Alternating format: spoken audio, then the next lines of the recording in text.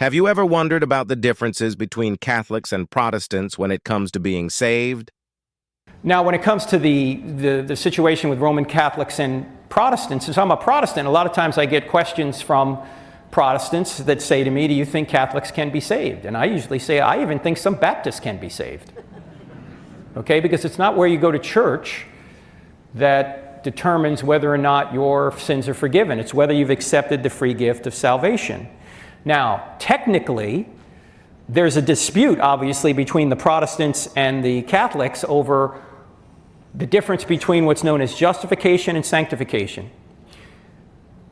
Protestants believe that justification is a one-time only event where you accept Christ and your sins are forgiven. After that, sanctification takes place, whereby you're progressively, hopefully, becoming more like Jesus through the Holy Spirit. Catholics tend to put those two things together.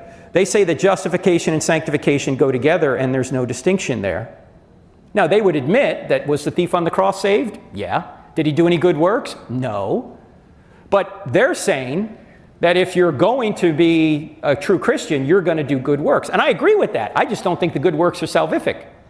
I think that you're saved by faith alone, but your faith is not alone.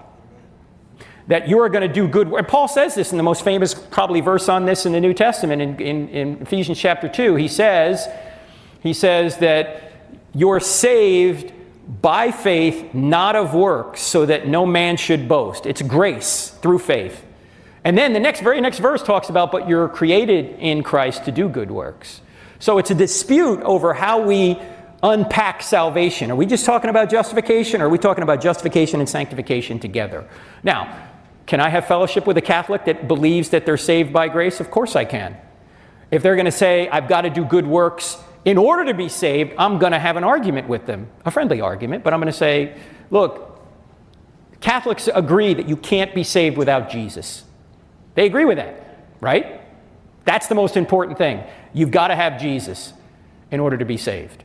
But I'm going to have a conversation and say, look, the scriptures seem to indicate that, no, you don't need works to be saved. But if you are saved, you will do good works.